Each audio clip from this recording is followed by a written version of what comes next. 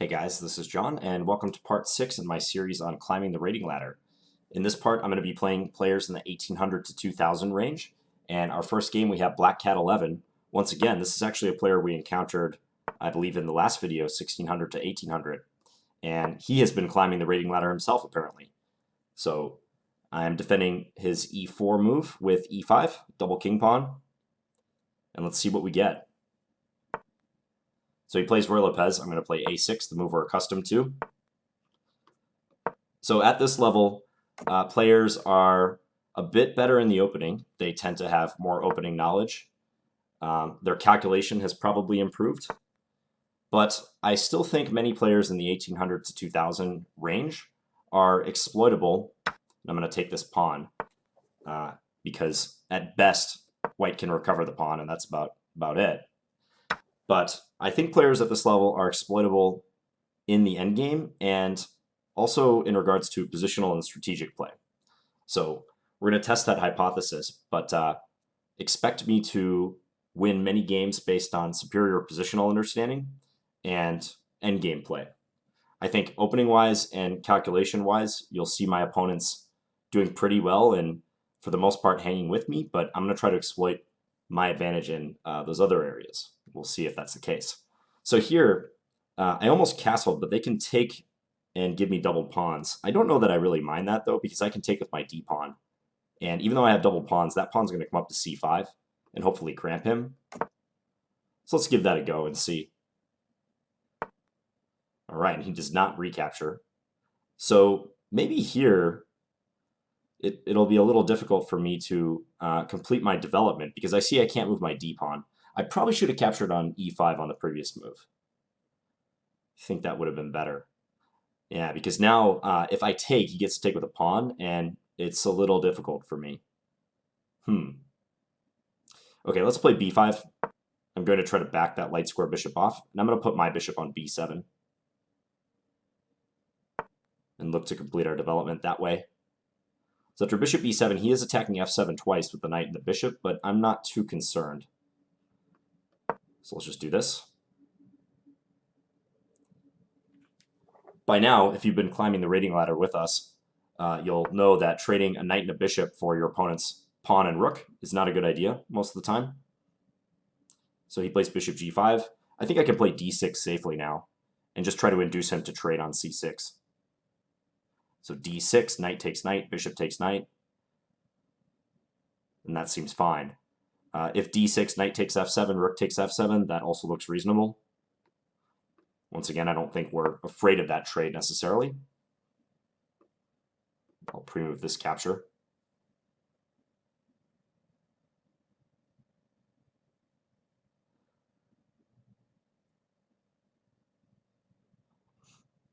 You could argue that the qualities, the strengths and the weaknesses that I mentioned right at the beginning of this video may only be apparent because I am a stronger player than these opponents. You know, you're looking at my rating and you're saying, well, of course you're going to be better at positional understanding, and of course you're going to be the better endgame player.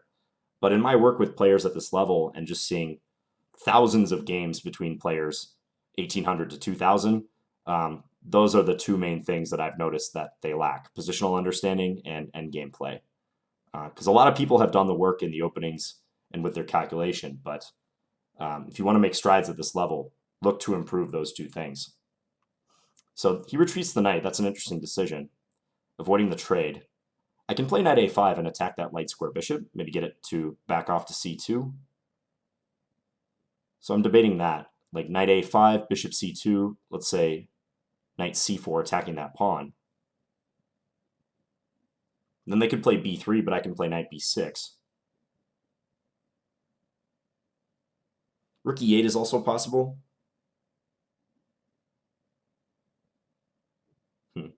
Let's play rook e8. So I don't need my rook on the defense of that pawn for the moment because it's only attacked once. So I'm just going to try to line up and oppose him along the file. Queen d3 is preparation for bishop c2, almost certainly. So if I play knight a5, that's probably what they'll do. Knight a5, bishop c2, and then he'd be threatening bishop takes f6. I can play g6, though, so I don't know that I have to fear that too much. Knight a5, bishop c2, g6, rook takes e7. Doesn't look like it quite works. Yeah, so let's do that. There's also the interesting possibility bishop c2, knight e4. But that doesn't appear to be necessary yet. And also it might lose something. Knight e4, rook takes e4, bishop takes e4, queen takes e4, and he's still on that h7 pawn.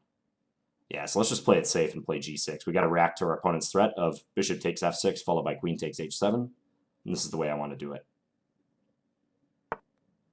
Okay, I think he's completing his development in a decent way. b4 might be something I have to be worried about. So maybe bishop d5. Knight d5 also makes some sense, trying to simplify. Let's play bishop d5, though. Bishop d5, does he have rook takes e7? Maybe so. Maybe I should move this knight. Because bishop d5, rook takes e7, queen takes e7, rook e1 could be an issue. Aha. Okay, sneaky. All right, let's do this then. So looking for trades, looking for simplifications. He's played very quick so far. This guy's kept us under pressure. I should have traded that knight on e5 in the opening.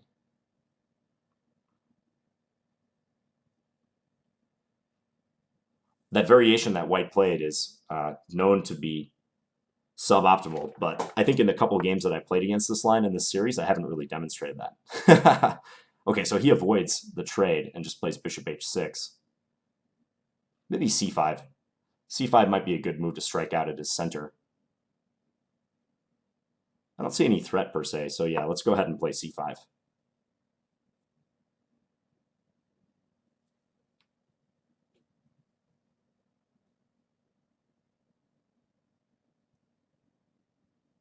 This also discourages the b4 move a little bit.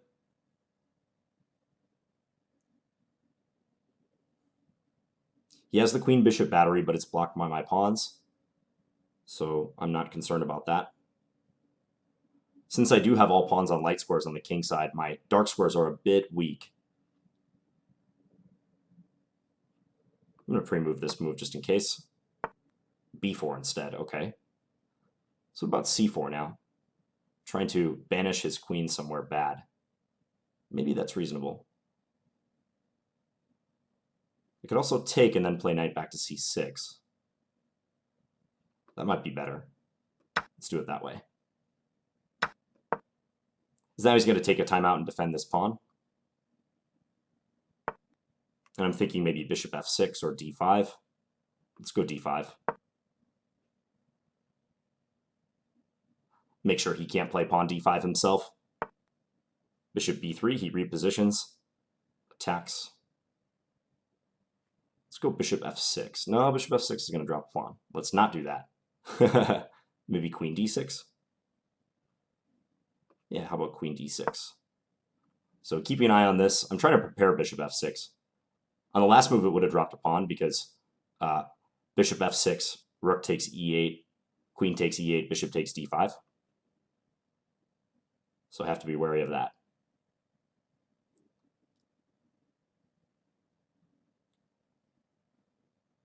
My opponent's done a good job of keeping the pressure on over the last few moves. This game has not been easy for me thus far, through 20 moves of play.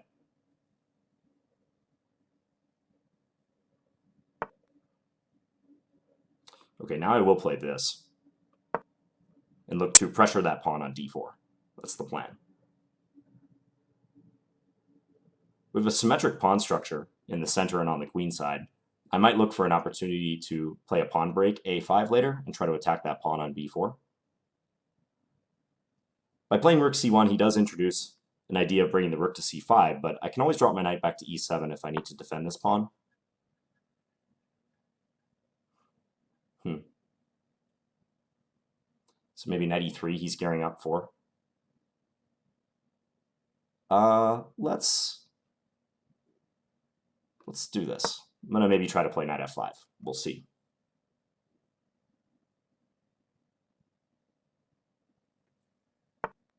Okay, let's go knight f4 now. See if we can swap with him on f4.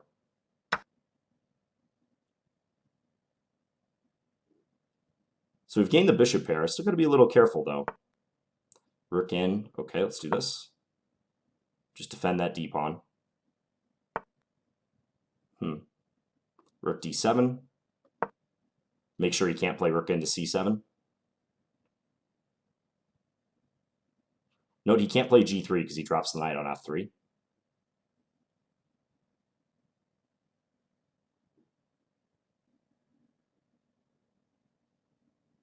Interesting position. I might want to play rook e d8 in order to overprotect d5.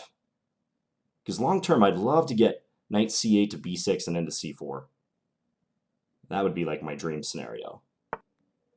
a4, okay, good move by him. Excellent move, putting the pressure. I'm going to come here and see if I can get a swap of queens.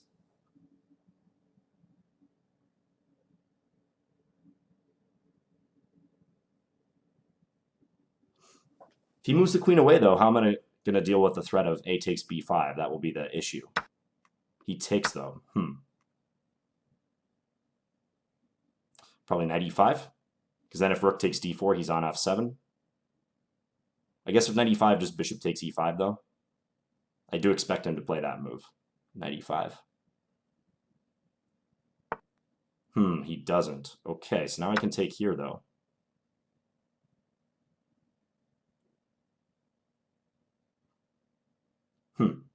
Looks like he lost the thread a little bit this last couple of moves. We'll come here. Just reinforce our rook on d7. I'm still a little bit low on time. The increment helps. We're playing a 5-minute game with a 5-second increment each move. So the increment does help, but I still would not like to be this low on time.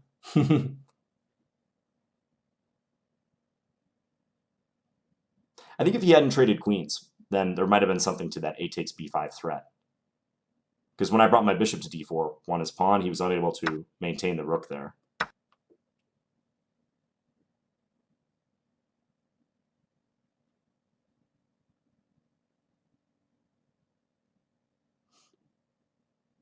So now, at some point, trading the rooks would be useful, especially one pair of rooks. He's on the 7th rank. He's pretty active in that regard. So trading one pair of rooks would be excellent. But I don't want to make a concession in order to trade. You know, every trade that you make in chess, you should be able to point to something that you gain from that trade. And if I take c7, I don't see anything that I gain. Maybe bishop b6 is a good idea. Kicking that rook out. I like the look of that, so let's play it. And I'll pre-move this capture. Because if I had initiated that trade on c7, he would have been forking my knight and my bishop. Okay, so he just goes back. I think here it makes sense to play king g7 just to get out of the way of this pin. He's maybe going to maneuver for the f4 square. I could play knight f5. That would be interesting. Let's try that. So look to swap and open up my dark square bishop. These bishops operating together on the complementary diagonals like this could be a real force. So rook into d2 would be the thing I'm looking at next. He plays knight over there. Okay, maybe king f6. King f6, rook check, I take, he takes, rook d6. That holds for us. Yeah, let's do it.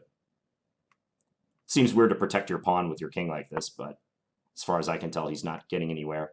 Okay, now we can play this move.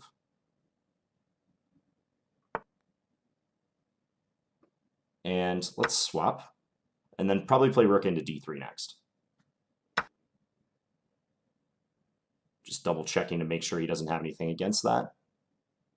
I don't think so. We're attacking the bishop and we're also hitting this twice. I could have taken on e3 first, but I don't see a point to doing that. I think bringing the rook in and keeping bishop takes e3 in our back pocket for a moment is fine. Ah, clever. Okay, so he's hoping to get into a rook ending, it looks like, from that move. So if I take, he takes, he's going to take there at the end. Aha. Okay, well, let's do this. I didn't want to have to get into an opposite color bishop ending, but it seems like we're going to have to play that. So maybe I should have taken on e3 on the previous move. We'll go back and have a look at that.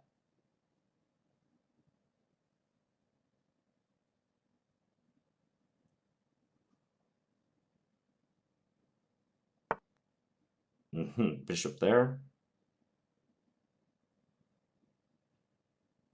All right, let's come over. So I'm going to win this b4 pawn. He's going to win b5. f2 is weak, so in the long run, I'd love to win that pawn. But, you know, it could be a struggle. We'll find out. Bishop n4 versus bishop n3. Here's where I get to test my theory about endgames at this level. Let's see this guy's endgame technique. Okay, let's play rook b3.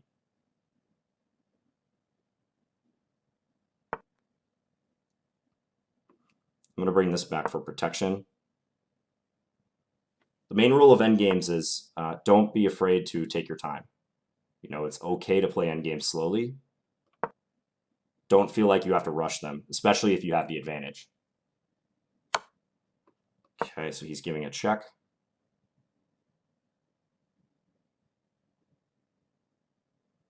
Can I get rook c7 and into c2 in? He's probably going to see if I play rook c7 that I want to come down to c2. But for the moment, his bishop's under attack. That seems like kind of an odd move right there. So I'm going to do this. Now it looks to me like he has to play rook a2 and come back. Maybe then I can play f4. Yeah, let's do that.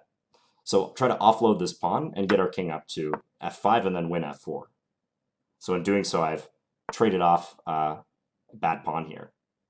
Okay, now I can play f6. But he has the check here. Got to be careful.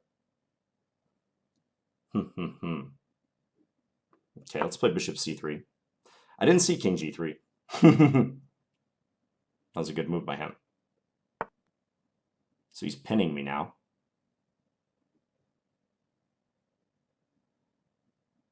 Excellent defense by our opponent.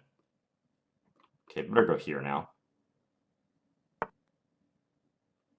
Let's give a check over here. And then I can play bishop d4 next move.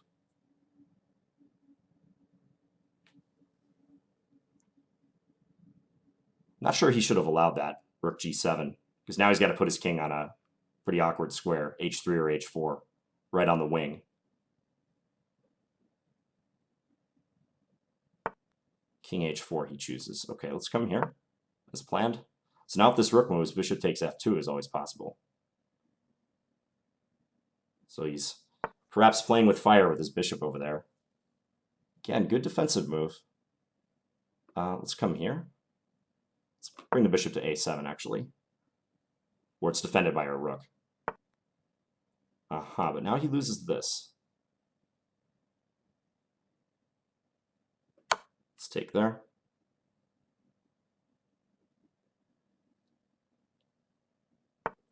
Comes back with the king. Okay. Let's play e3. I know he can check me on d7 or d3 after this, maybe win this pawn, but we'll see. So I am still up a pawn, whether he can blockade it or not. And also his rook and his bishop are attacked. So what's he going to do about that situation? Let's come here.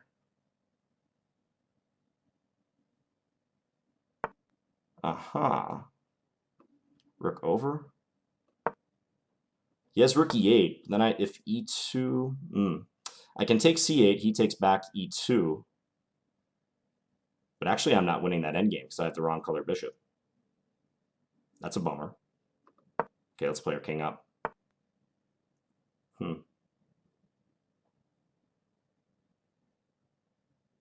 Let's play king here.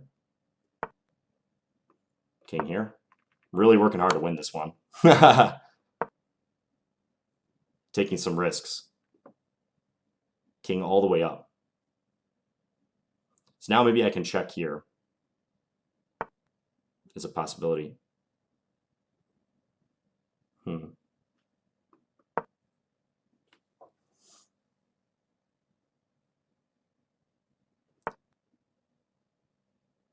Time is a constant problem, however. Let's come here. Now e2 check is a possibility.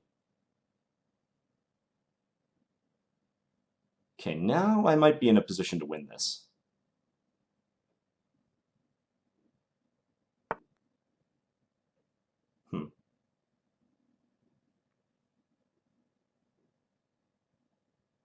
All right, let's give this check.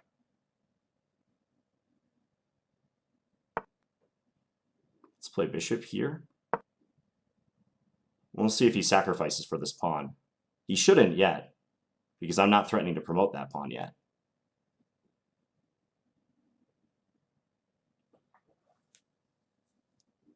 So maybe he can come away with this rook somewhere, like rook a8 and try to check from the side.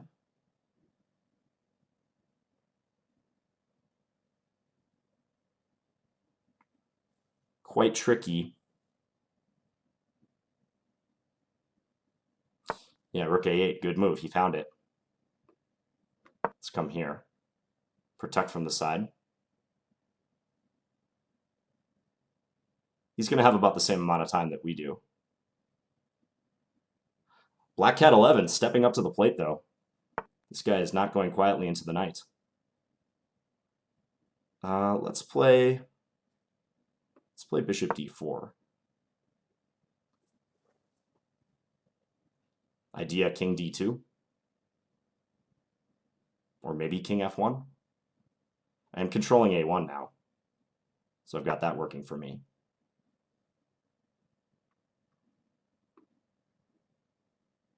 Okay, I'm going to come here. Let's give it a check.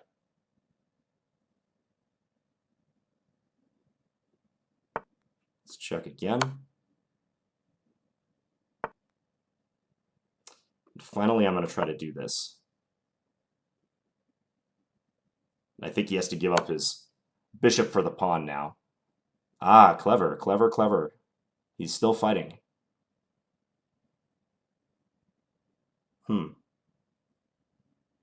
Okay, let's do this. Now we're going to get into a theoretical endgame. Okay, so his king is cut off by my rook. I'm going to win his h-pawn. But if the king is cut off by a certain number of files or less, it's a draw. We'll see how this one plays out. Let's come here. So I don't want to move my rook off the e file because that would allow his king to come back. Rook pawns are notoriously difficult to win with in rook endings. I'm going to play fast and keep the pressure on him for the moment. I think with his king cut off by this many files, it's a win. If it were only 2 files, it would be different. So you see I'm slowly making progress up the board. Yeah, I believe this is a win for black. Let's come here.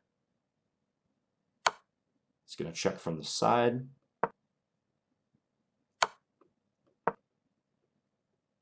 Now he can come back to a2. No. Okay, so now I can push. Yeah, let's push.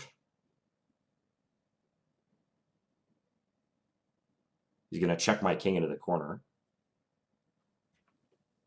Like rook g8, king f3, rook f8, king g2, etc.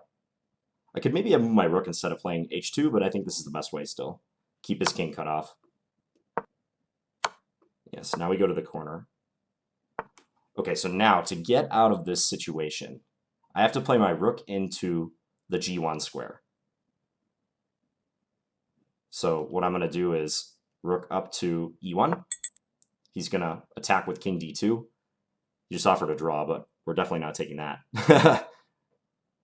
Yeah, and he has no way to oppose the plan of rook g1. Now he definitely can't trade rook, so he's going to have to flee, and now we get our king out. It's the problem for him.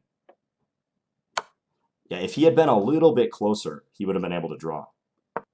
So now we can come here, and our pawn is always protecting our rook. And I can even boldly come out to the center. Yeah, if you would imagine that he was one file closer with his king, he could have played king to f2 and thereby prevent us from coming out with our king. This is close to a 100-move game. We're on move 98. So, well played by Mr. Black Cat 11. And he's just going to run out of checks here eventually. I can zigzag toward him with my king.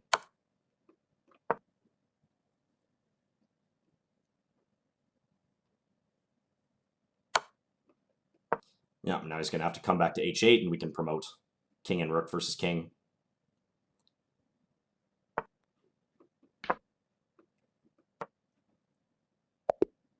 All right, he resigned. 102-move game. So, yeah, heck of a battle and very good effort, Black Cat 11. Let's take a look at this one. Since it was so long, I'm going to just try to hit the highlights. But as I mentioned before, like at this juncture, after bishop e7, white should play rook e1 in order to defend the e4 pawn. c3 is a mistake. But again, the 2 games that I played in this line, because I've actually had this a couple times in the latter series, I don't think I played it completely correct.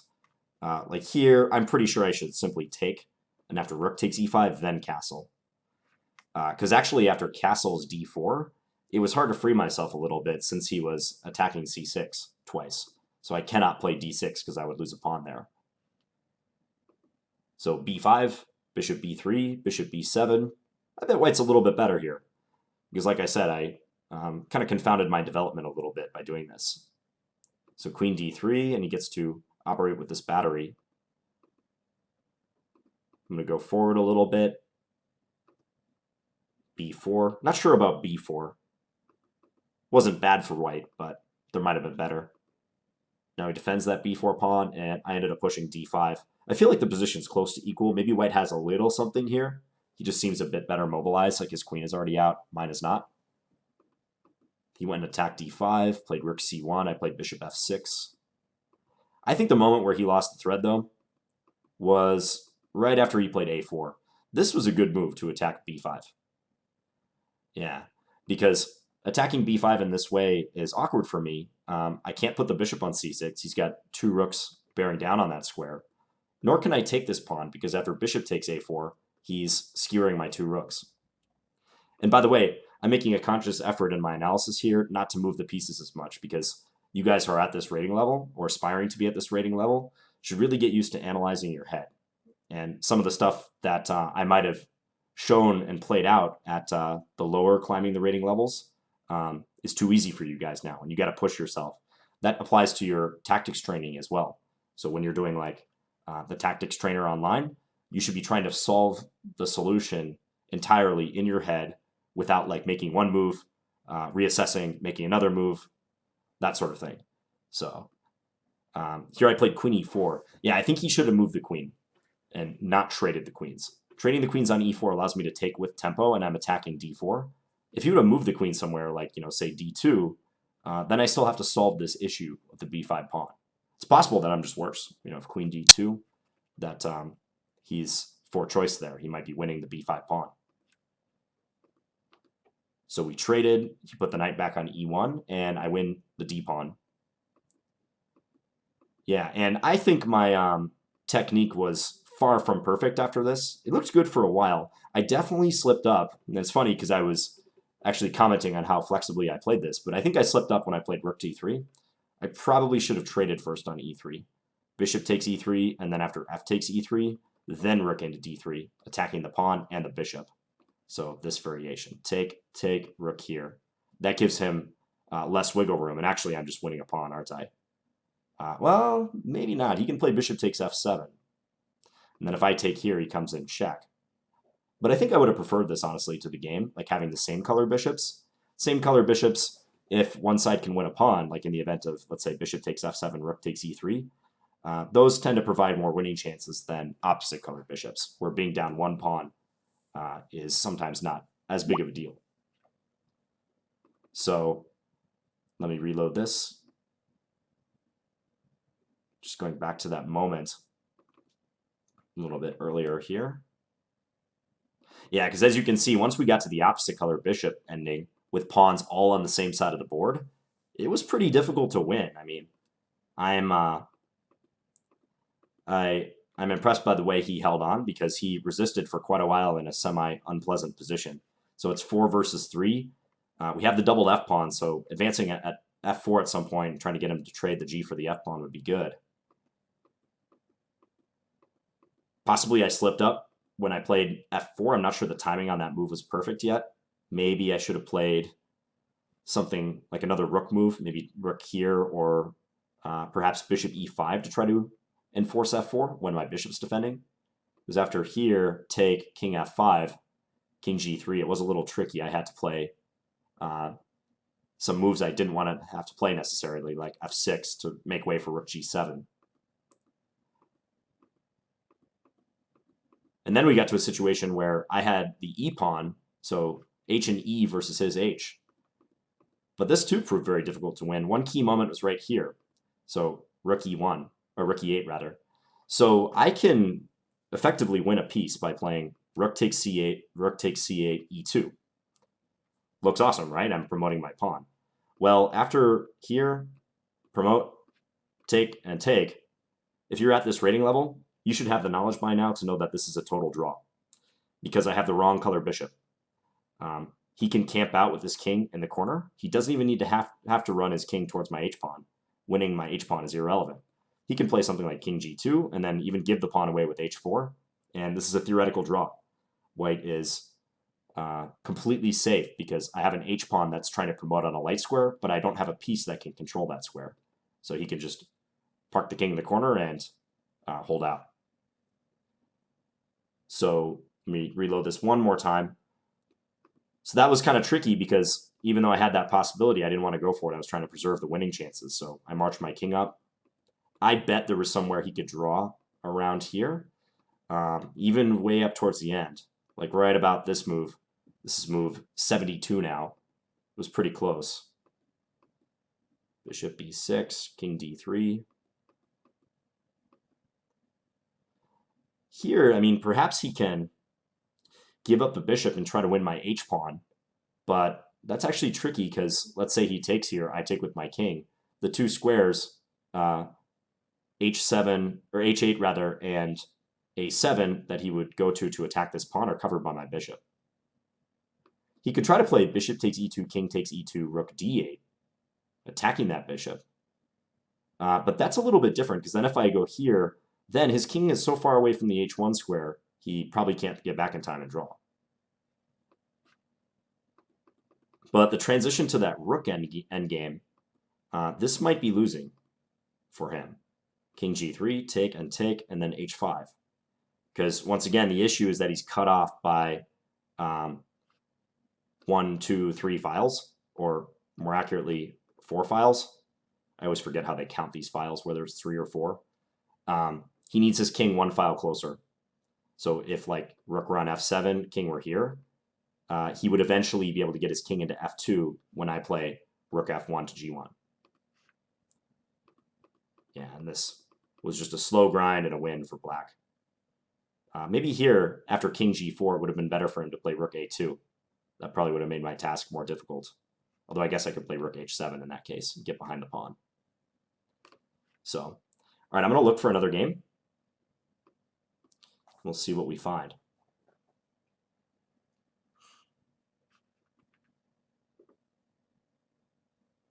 And maybe while we're waiting for that, I can kind of show you what I mean. So let's flip this around. Look at it kind of from the point of view that I had in the game.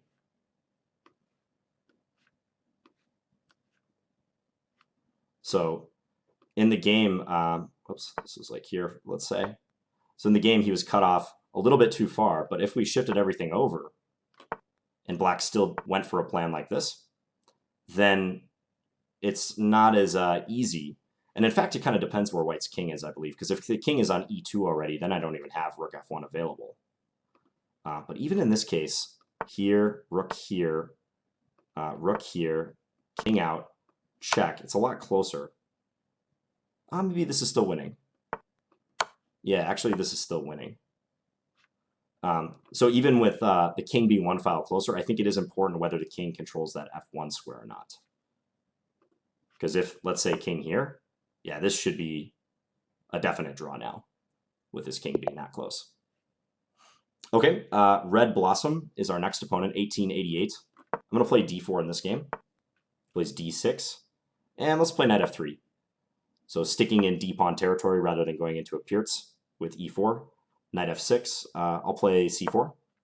So I'm playing like my semi-usual repertoire. Knight c3. And we're going to have a King's Indian. Bishop e2. I'll castle. And let's play bishop e3 here. d5 is another move, but this is also fine, just reinforcing the center.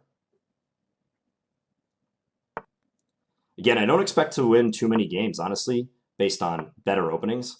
Although title players do tend to have better openings.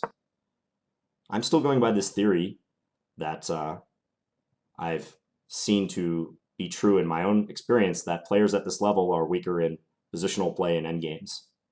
So I want to force this guy to make strategic decisions. It's going to be harder in a sharper opening like this.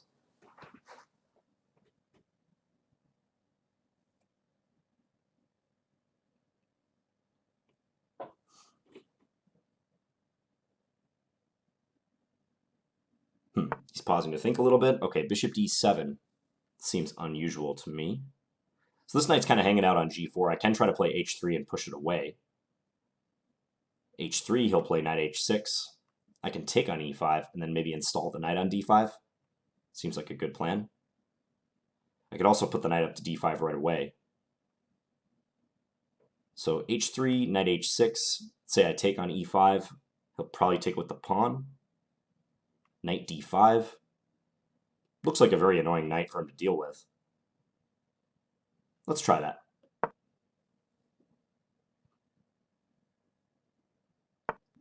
So back that piece off and then take. Relieving the tension. I like that he can't take with the f-pawn. He would lose his queen if he did that.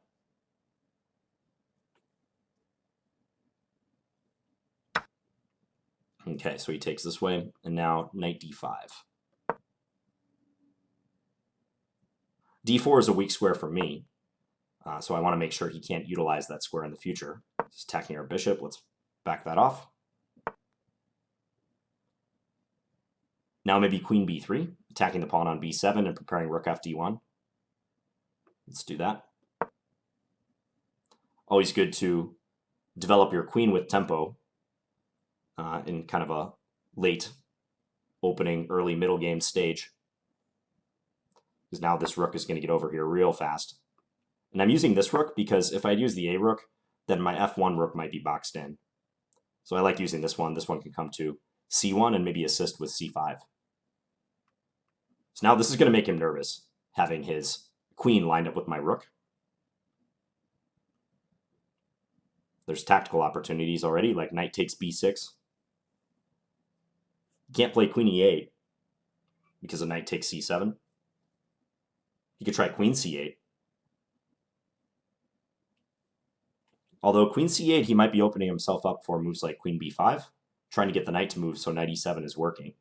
Because that knight would be the only thing guarding that square. So I'm just trying to think on my opponent's time right here. Plays that, maybe queen a3. Queen a3 looking at knight e7. Bold move, this one, but maybe not bad. Okay, let's come here. So knight e7 is on the table.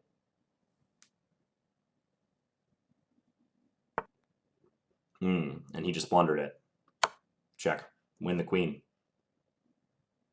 Yeah, he completely missed that move. Maybe c5 would have been better. That way knight e7 is not possible. I play queen takes. So, yeah, just a calculation mistake. Which I shouldn't give the impression that players at this level are not going to blunder. Because, as I said in the very first Climbing the Ladder video, you're going to see blunders at every level as we climb the ladder. Especially in Blitz. But yeah, this was a pretty big one, allowing knight e7 and king moves, and I'm going to win that queen. So I just played pretty straightforward in this one, just trading on e5 and then jumping the knight into d5. It's possible there are better plans, but it looked like a good outpost square, and I like the fact that it's hard for him to use the d4 square. He can't exactly leap into that square right away because I have my knight and my queen, both participating in the defense of that square. Switching back to the analysis board while we wait for our next game. So we were looking at this ending. An ironclad fortress in rook endings where you're fighting against a rook pawn. A fortress that's very good to know is one in which you have your king like this and your rook on the same file as the king. So the defensive king on a square opposing the opponent's king or on the immediate adjacent square right here, and the rook on the file. Because with this fortress, even though black has complete command of the h and the g files, there's nothing black can do to win, and white will just play their rook or even their king back and forth along the file, because black needs to be able to get the king out in order to win, but they just can't engineer that scenario. You know, check, king here, king still can't move, check again, white's going to go here. At all times, the white king can stay guarding those two squares. And this rook is helpful on this file because it prevents a check from the f file to attempt to force the king away.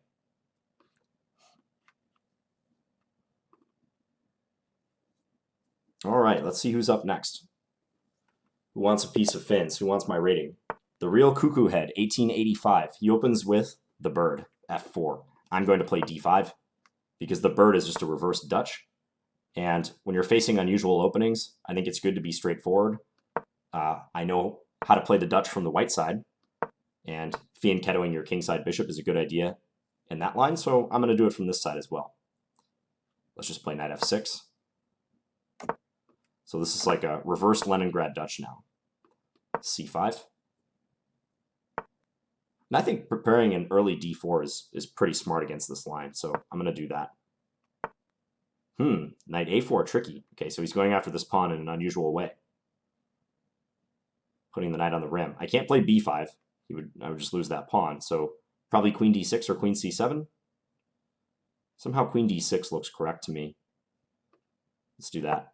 So develop the queen and defend this, looking to play knight c6 in the future. He plays c4, not unexpected because he wants to rule out a future b5. So let's do knight c6, just develop. A lot of times in this opening, white suffers with a weak e3 square, so maybe he's trying to rectify that with his last move. Let's take, even though he gets to play bishop takes with a gain of time on this, I think I can play b6. b6, knight e5, bishop, let's say, to b7. And it looks reasonable. I think I'll be able to defend and hold out on that c6 square. So let's do that. Note after knight e5, I cannot take his knight because my rook in the corner is going to be lost. After knight e5, bishop d7 also makes sense. It's kind of a close call between bishop d7 and bishop b7. Interesting. So he's bringing the knight back. Maybe he's looking to play knight e4. That would make sense. Nonetheless, I like our position already. If knight e4, I mean, I could trade and try to win the b2 pawn. That looks pretty good. Like knight e4, knight takes e4, d takes e4, bishop takes b2. I could also try to bring my queen back to c7. He's probably preparing b4 with that last move. Rook f d8 looks good. Attacking that pawn. This is a backward pawn. It's extremely vulnerable. So I think I'd like to go after it. I'm just debating between rook f d8 and rook a d8. I think I like rook f d8 a little bit more. Let's keep this rook guarding the a pawn for now. This is kind of a similar rook issue to the last game, which rook to move to a central file. Yep, knight e5. Maybe here rook b8. Rook b8 though, I could run afoul of knight b5. I gotta be careful. Queen c7 looks pretty standard in order to defend this bishop and thereby threaten to take on e5. I'm not sure it's a huge threat though. Maybe a6. Maybe I should play a6 in an effort to rule out knight b5 completely.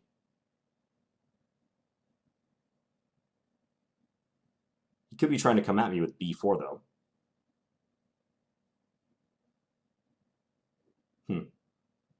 Knight d7, knight b5.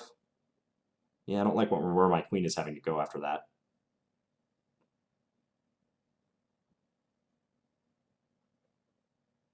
If I take on e5, that's actually kind of interesting.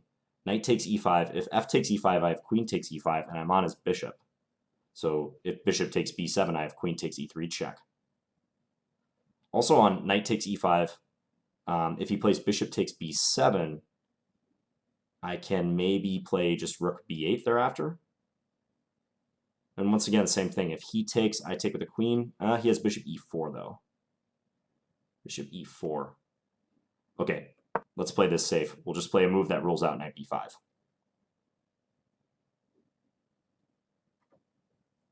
So right now I'm just trying to get a handle on his short-term activity so that when exchanges do happen, I can go about attacking his d3 pawn again. Knight e4, does that work? So knight e4, I take it. He takes with the bishop. e5 is still vulnerable.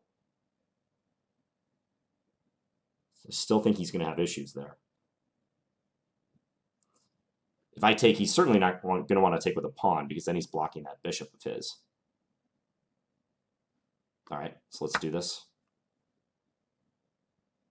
Looks to me like he's sacrificing a pawn. If bishop takes e4, I can do bishop takes e5. Oh no, he's playing this little in-between move. Well, this also seems to lose a pawn, though, because remember, b2 is loose. By virtue of having moved that knight from c3, he's giving me a shot at that b2 pawn.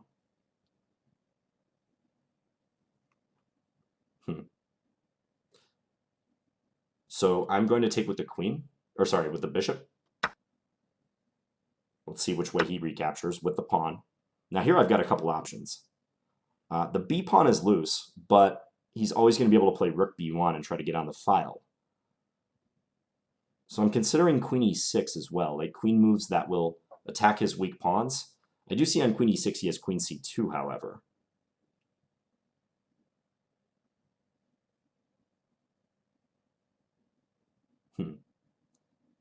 Maybe we can move our queen back, queen c7. He moves his queen, and then we can play the bishop into d4. That seems like a good option as well. How about queen e6, queen c2, bishop d4? Trying to swap those dark square bishops, get our rook into a dominating square, and then he's going to have trouble on e4 and c4 all the same. Yeah, that seems simple. I'm not sure about bishop takes b2. He's got a big time advantage, so I'm just going to play it this way and look to simplify, as is consistent with my game plan against these players. I'm heading for an endgame that looks pretty comfortable for me. Now I get in on this nice d4 square, attacking c4, and I'm preparing to double up my rooks with tempo.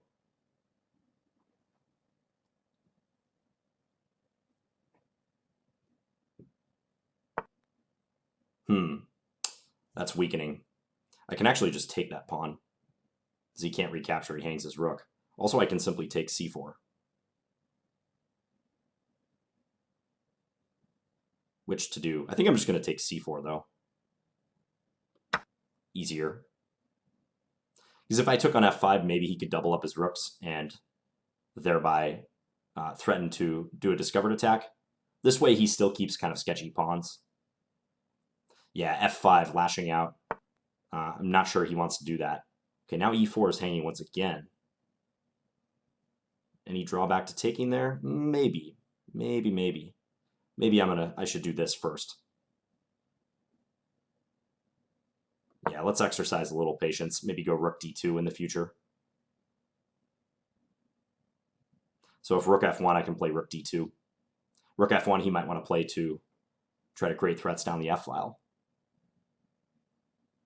Rook c3 is possible for him here. It's probably his best chance. So now he takes, but if rook c3 here, I have queen e6 available. Okay, so he's bringing the rook over, defending that weak e-pawn. Let's invade. Rook d2. We're up a pawn. Simplifications are our friend. Let's give a check. I'm probably going to trade a pair of rooks, but I just want to do it on a square of my choosing. Here I could play queen c1 if I want. Yeah, let's do that. And he's unable to initiate the trade. At least I don't think he should. Rook takes d1, rook takes d1, check. Rook e1's not possible, I would just take it, so he'd have to play bishop f1, but then I have bishop b5 at the end of that line, ganging up on the bishop on f1. So this is unpleasant for him. Bishop f3, probably a good move. Trying to get me out of there. Okay, let's take now. Probably he'll take with a rook. His queen is guarding the second rank. Let's badger him with another trade. Queen d2.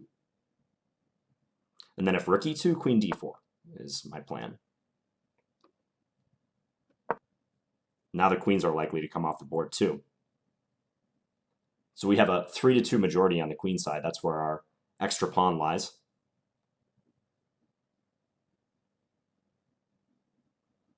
A plan I have is to swap the queens on f2, then play e5, so as to fix this pawn on a weak square. That's kind of my goal right now. If e5, I guess he can bring the king up. So maybe rook d3 first, just to be super accurate. Nah, I'm going to do this anyways. I still think this is good. Yep, he does bring the king up. Okay, so we're up a pawn. Once again, the motto of don't hurry applies. I'm in no rush to try to win this. I want to bring my king up, get that participating, but I also want to activate these pawns. So I'm looking at moves like c4 already. f5 is a good move to play at some point. Let's bring our king up and just await further developments. Make a good move.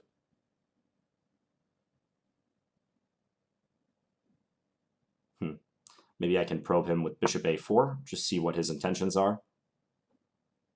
Now that this bishop is no longer opposing his bishop on the diagonal, f5 is a serious possibility. So compared to that first game, here we have a same color bishop, and I like my winning chances here much better than that previous game. Here I'm going to go bishop b5, which is annoying for him because rook d3 is always hanging over his head. Okay, it looks like he's getting ready to play potentially a4. Let's play a5. He can play a4, but then he's fixed a lot of his pawns on the same color as his bishop. They might be targets for my bishop in the future. Plays h4. Yeah, and he has a hard time ever playing bishop e2, bear in mind, because I can take and then e4 is hanging. Now I think is the time for f5. So let's play that. Trading off this weak pawn, but I think this is the best way to try to make progress. But I only did that after bringing up my pieces a little bit. I might even prefer to centralize my king a little bit more before playing this move, but all told, I think it's a good time to do it. So we do get a trade. I'll probably bring my king up to f6, just to get that up a little bit more.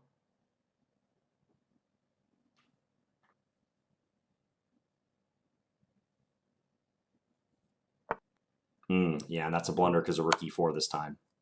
Yeah, so we drop the bishop. Would have been interesting to see how I would play for a win if he had not blundered that piece.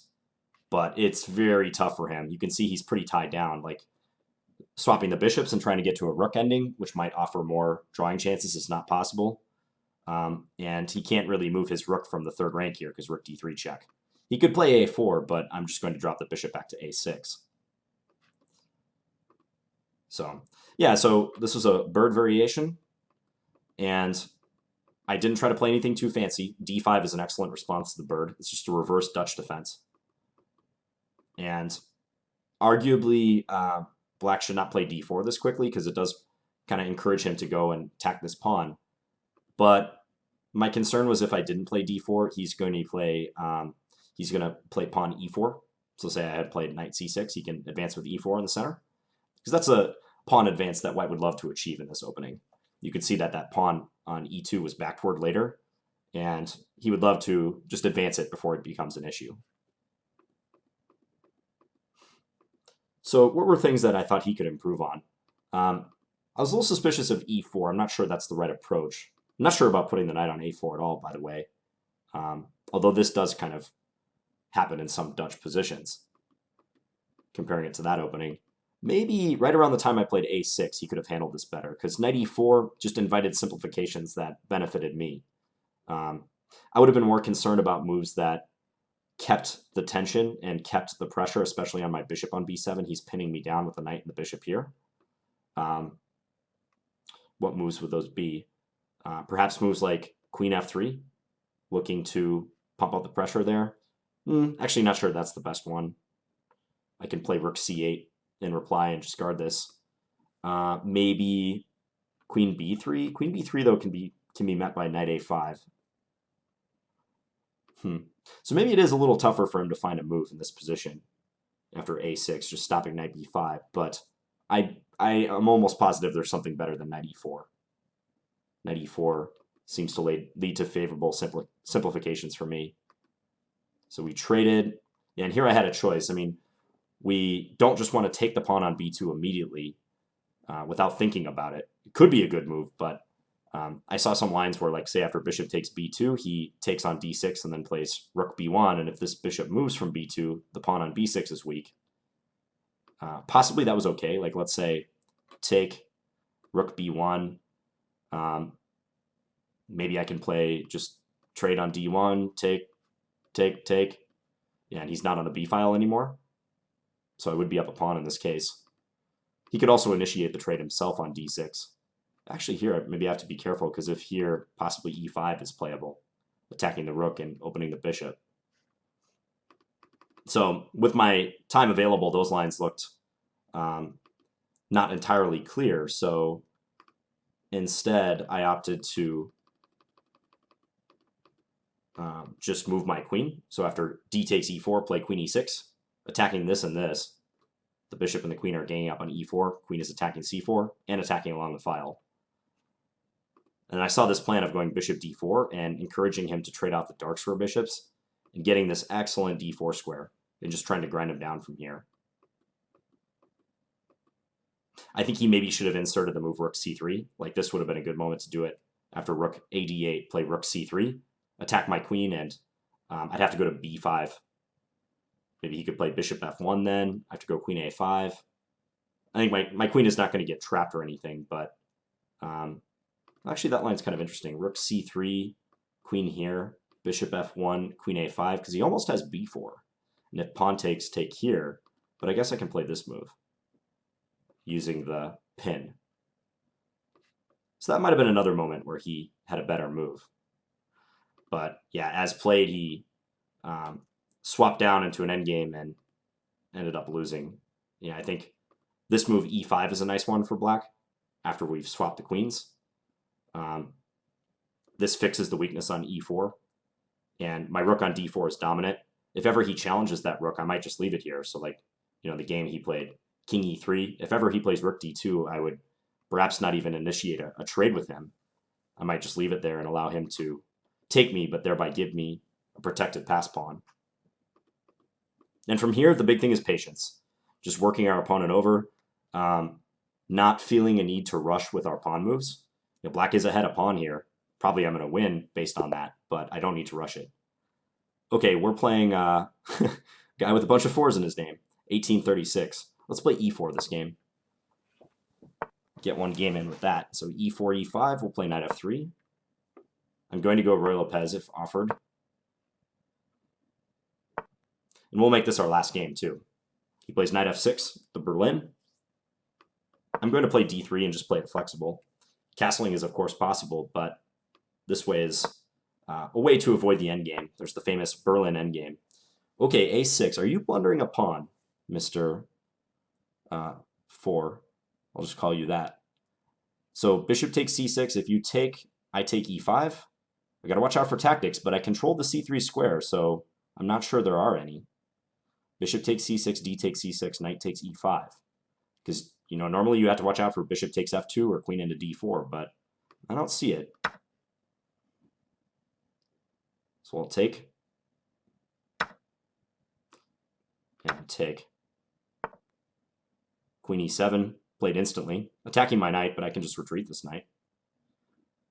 d4 would be a mistake, I think, because of knight takes e4, so I do want to play to retreat. So let's do that. Maybe he'll play aggressively and go bishop g4 and castle long. That's what I'm predicting. Looks like what he'll do. It's castle short. I still got my entire queen side I have to move out. Castling long, he does get pressure on d3. But all told, I like my position. I'm up a pawn.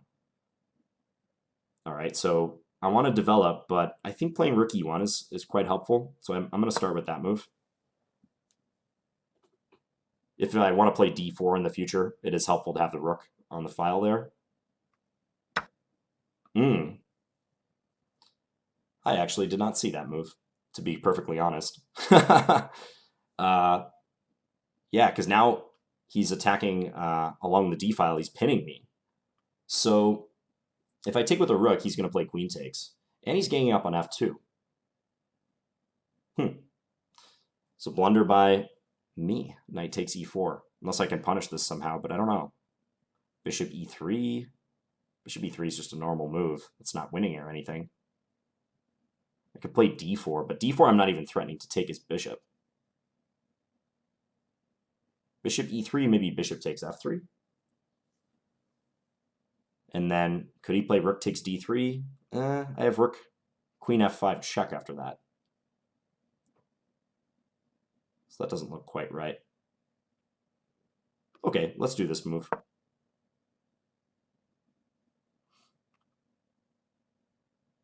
So I made a mistake. I thought I was going to go the entire session without making any egregious blunder, but that has not happened. So just like we saw in the last video, when you make a mistake, what do you got to do? You got to try to recenter yourself. Don't react emotionally. Get your bearings again. Take some time. You know, I didn't immediately respond after knight takes e4. There are some opponents who will like try to play a quick response because they want to act like they actually saw the move that you had just played. But I don't think I have to explain why that's a bad strategy. Basically, just don't compound your error. Try to regain your balance, recenter yourself, and proceed as normal. Like now I just have to look at this as a position with equal material. It's a new game from here. It's not a game where I was up a pawn and I deserve to win because I was up a pawn. It's a completely new game. Probably one of the most overheard things that you hear in tournament halls for over-the-board chess is when someone feels they should have won a game, they'll stomp out of the tournament hall and they'll say something along the lines of, my opponent played so bad, he blundered, and I just deserved to win that. But I made a mistake, I did X, and I actually didn't win. You know, and you know, your blundering can negate your opponent's blundering. Just always bear that in mind. Chess is a two-way street like that. And you won't hear top players complain very much about blunders they make because they know that's part of the game. And they know that how you react to the blunder is just as important, if not more important, than the blunder itself, whether you or your opponent are making it. Okay, f5. So he is pretty pinned up along the e file. I mean, I can move my queen now, and I'd be threatening to take his knight. Like, say, queen e1. What's he going to do about it? I like queen e1 because that gets out of the pin simultaneously. So let's calculate a little line here. If queen e1, bishop takes f3, rook takes f3. I don't want to take with a pawn because that opens up my king. So queen e1, bishop takes f3, rook takes f3. He's still pinned along the file. And off the top of my head, I don't see how he's going to deal with that situation. So let's come here. Unless he comes up with something creative.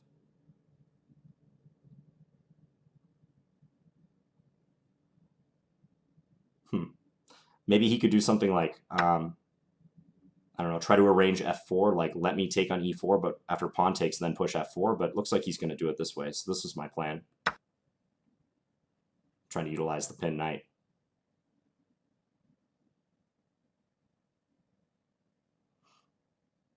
You got to be careful about back rank stuff.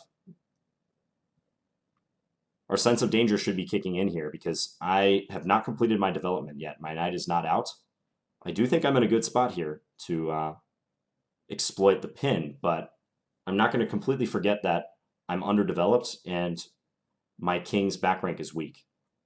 So for instance, let's say I get a chance to play d takes e4 and he responds with queen takes e4. it looks great for us because we can trade queens, but bear in mind, queen takes e4, rook d1. Oops a daisy for white, we lose the game. All right, so queen over. So if I take and he does take with the queen, I should make a developing move like knight a3 perhaps. I think he's going to take with his pawn.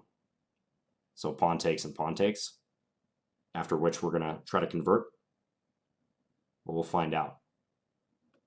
So take.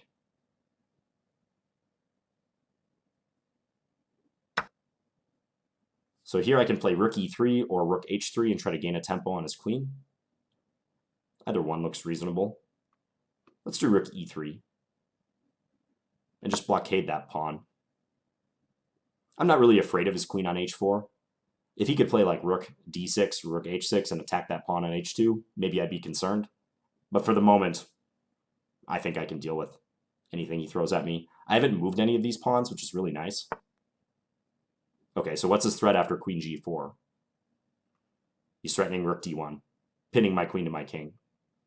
I'm not going to take on e4. That would just backfire completely. He could play queen takes e4 or rook d1, actually. Let's play knight a3. Knight d2 also is good. Knight d2 is probably even better. Yeah, let's go knight d2. Gang up on the e4 pawn. Complete our development. And this rook assists in defending d1.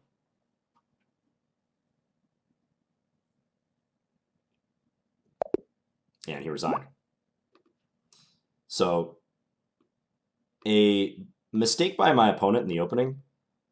This might just be due to insufficient knowledge of this particular line. But he should not allow bishop takes c6. Because after knight takes e5, I don't think he has quite enough compensation. I did make a mistake, though. Right here, rook e1, I underestimated the knight takes e4 move. I have to play a bit more carefully here. Maybe queen e2 is necessary in order to escape the d-file. Maybe I should play it that way. Because rook e1, I ran into knight takes e4. Even if this happens to be good for white somehow, I would still consider my rook e1 move to be a blunder because I didn't see knight takes e4, and it's plausible for him. So I would categorize that as a blunder.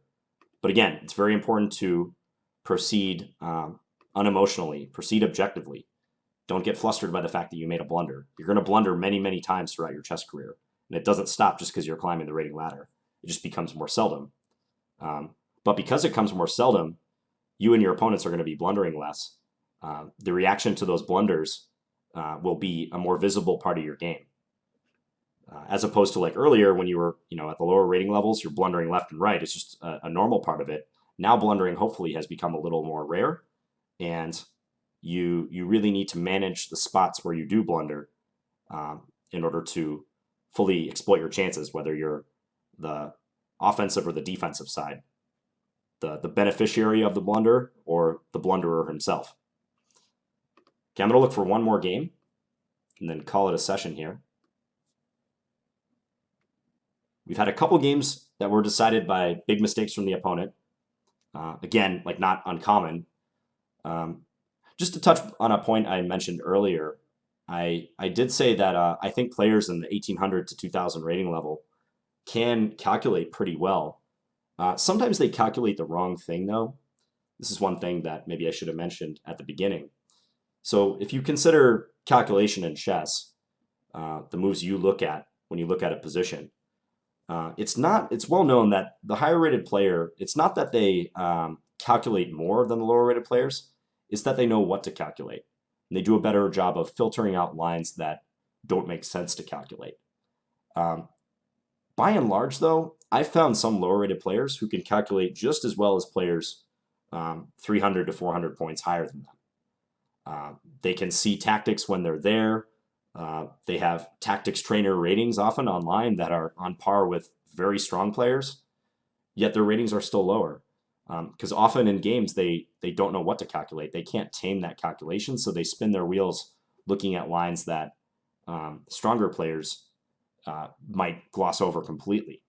Moreover, sometimes they have glaring weaknesses in other parts of their game. That's usually the case, which kind of counteracts any calculation. But as I've said earlier, my default strategy when facing players in this rating range, 1800 to 2000, is to try to avoid getting in a calculation war with them. I'll certainly take my opportunities should they arise. But I'm not trying to go to war over calculation. I'm trying to use my positional edge, my experience, my better knowledge of middle games, my better knowledge of end games, what end games I can go into. That's the bread and butter. And if you want to get beyond this rating level, you would do best to start studying things like that. Okay, so I'm playing Jake's a Beast, 1920. Is he going to make a move? Can't tell. This game might have got it boarded, actually. Yeah, I think it did. So I'm looking for just one more game to wind down this session.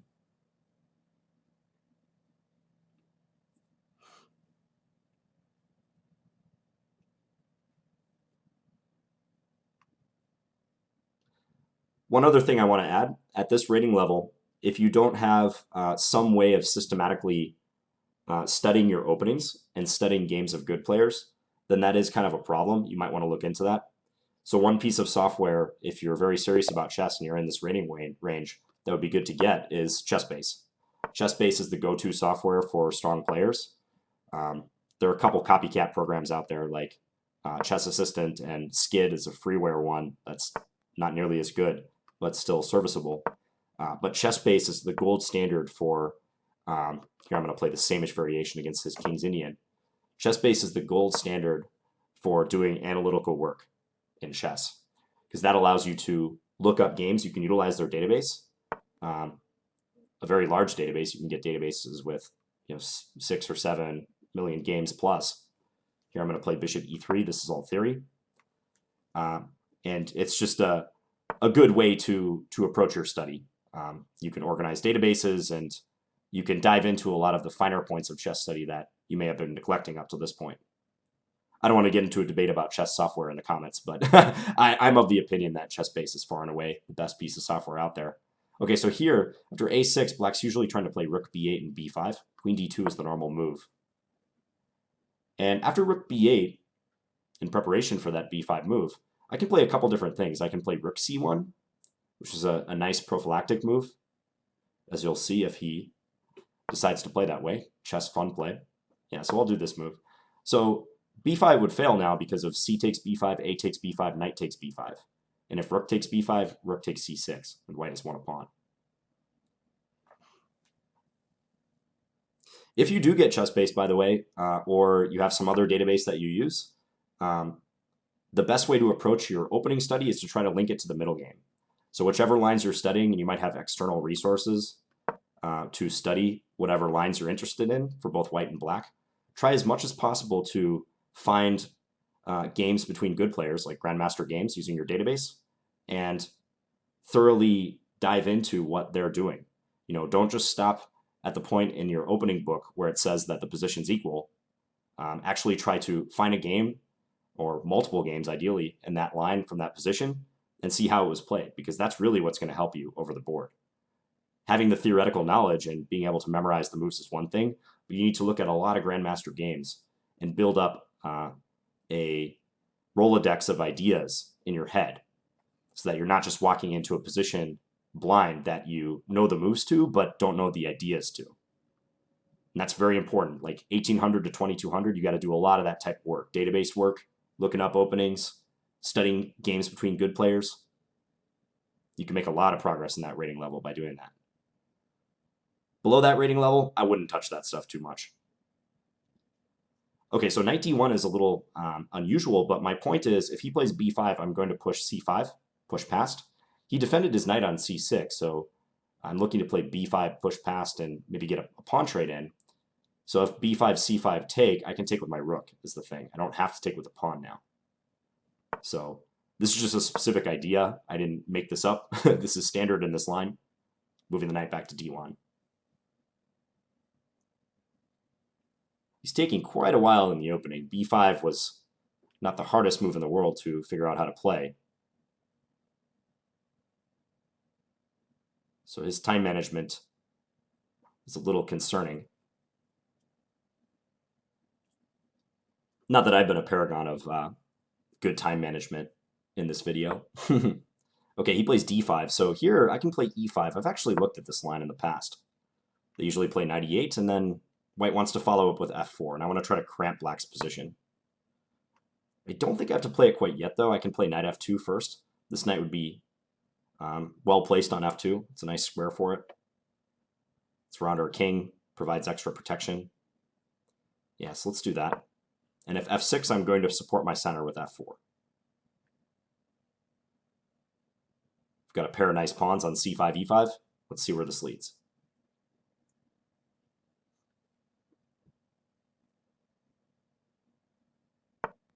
Yep, f6, f4.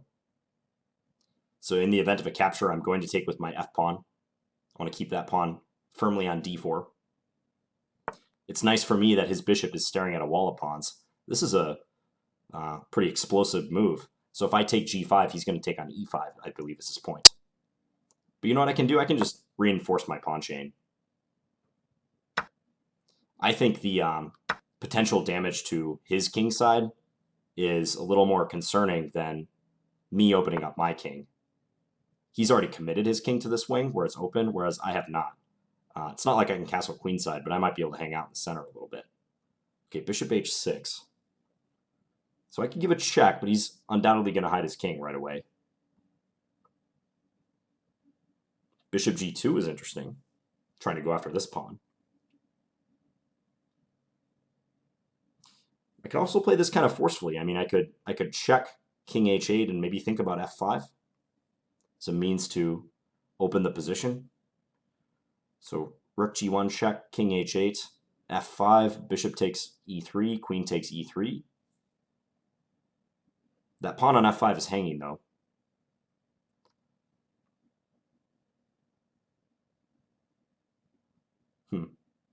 Another approach is trying to arrange e6 somehow, because I think he would love to play pawn e6 soon if he gets a chance. I think it's not a mystery he's going to be trying to play that move. This is a sharp position, so I want to use some time and calculate it properly. I'm not going to make an autopilot move like rook g1 check, because such moves can easily be mistakes. It looks so obvious, but it could easily be an error. You might not want to push your opponent's king to the corner. What about knight g4? Knight g4, bishop takes g4. It appears to hang a piece, but I have rook g1 then. And then if f5, I can play h3 and try to regain it favorably. I kind of like the look of that, to be honest. Again, it looks like an outright blunder, but it's pretty interesting. Knight g4, bishop takes g4, rook g1. He can play e6. I take with check. Maybe knight g3 to come. I'm not quite sure, though. If I could stuff him with my f-pawn and my e-pawn, I'd be doing that in a heartbeat, but that also I'm not completely sure about. f5, bishop takes e3, queen takes e3. Bishop takes f5, maybe.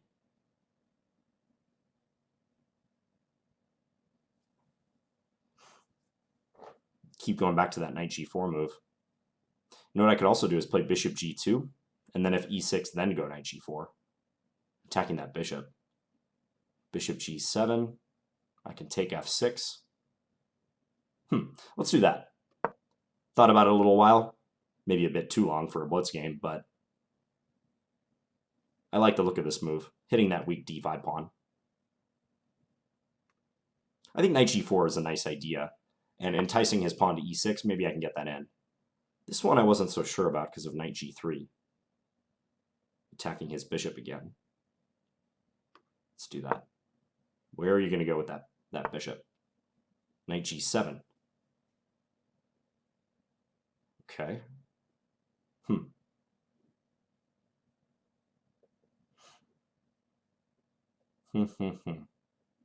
So if I take f6, what is he going to take with?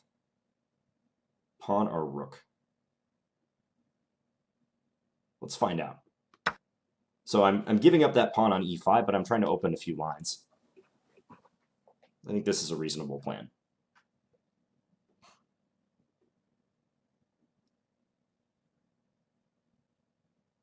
If he takes with the rook, e5 is a potential outpost, so maybe in the future like knight d3 into e5. I probably won't take this bishop now for the moment because he is ready to jump in with his knight and recapture, so he's poised to do that recapture.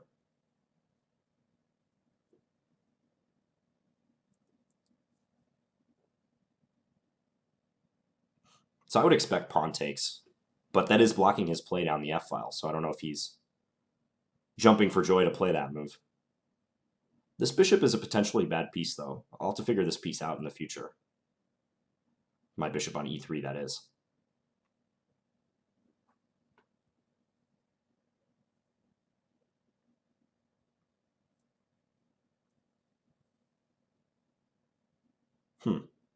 This guy alternates between using a lot of time and using very little time.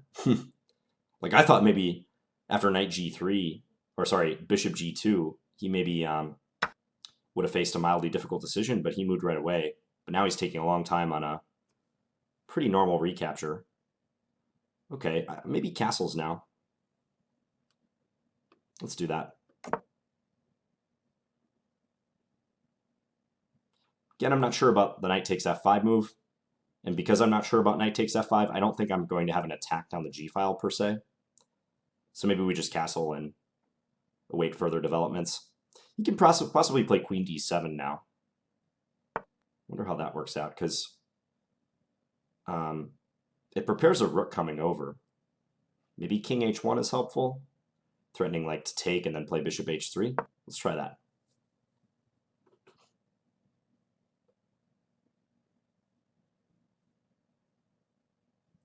My rook on the c-file no longer seems to be doing much. Ditto for his rook on b8, so I wouldn't be surprised to see these rooks gravitate towards the middle, like rook c to e1. If he plays like rook b8, I think I'll play that move.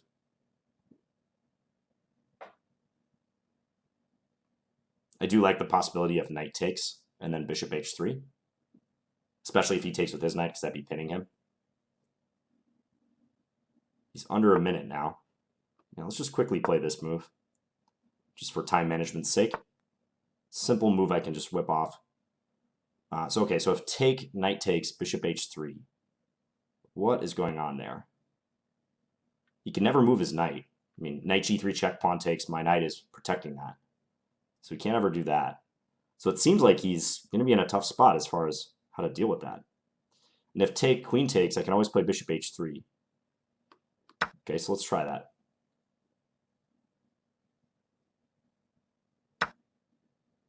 And this is our intended follow-up with the pin. He's under a minute. I've got a minute 36. We'll try to press that time edge a little bit. Plays a reinforcing move. Maybe knight g4, attacking the bishop. Yeah, knight g4. If bishop g7, maybe bishop f2, followed by a move like knight e3. Although I'll have to watch the knight g3 counter. Got to pay attention to that. So like bishop g7, bishop f2, h5, knight e3. He would have knight g3 check. I have king g2 in that case, though. He's just going to take. Wasn't expecting that. So if rook takes, I don't want to take with my knight due to the pin. So rook takes seems normal. Now my bishop's defended. Ooh, he's got to be very careful here. Like bishop g7, that just drops a bishop, right? Knight takes h6. Just making sure I'm not missing anything. Knight takes h6, and because that bishop's defended, I don't see what he's going to do. That's a piece. Yeah, you just resign. Okay, so black got a slightly cramped position out of the opening in this one. When I looked at this line a while back, several years ago, I remember thinking that this position was not something black wants out of a King's Indian. Most King's Indian players prefer open lines, and if they must accept a cramped position, they want to know that they get an attack out of it. I think he did actually a pretty okay job of coping with it. I thought g5 was way risky when he played it, but maybe it's all right. And I was just trying to reinforce my center. Yeah, like this was an idea that turned out decently well for him. Bishop f5 followed by knight g7.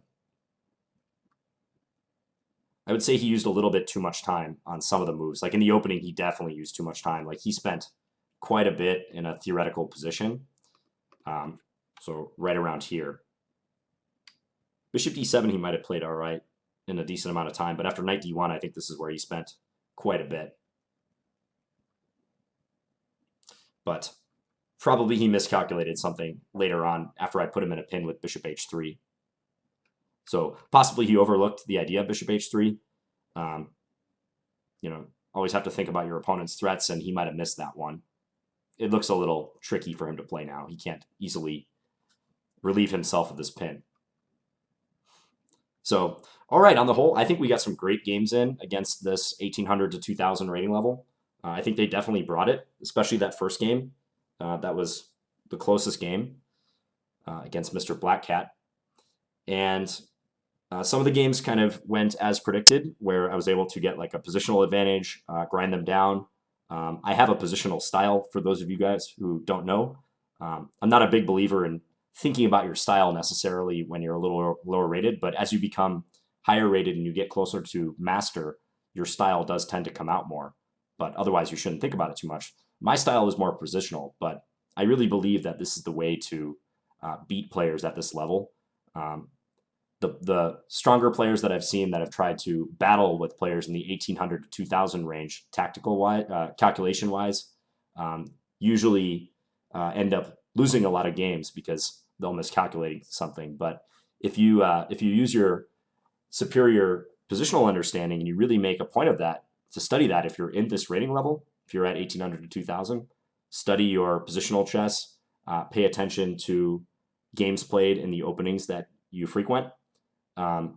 You can gain a lot of strength. Work on your calculation too, of course, but start to make the finer aspects of chess more a priority in your own chess study. So positional play and endgames. So hope you guys enjoyed this and learned a thing or two. And let me know if you have any feedback in the comments. Next video we're doing is climbing the rating ladder 2000 to 2200.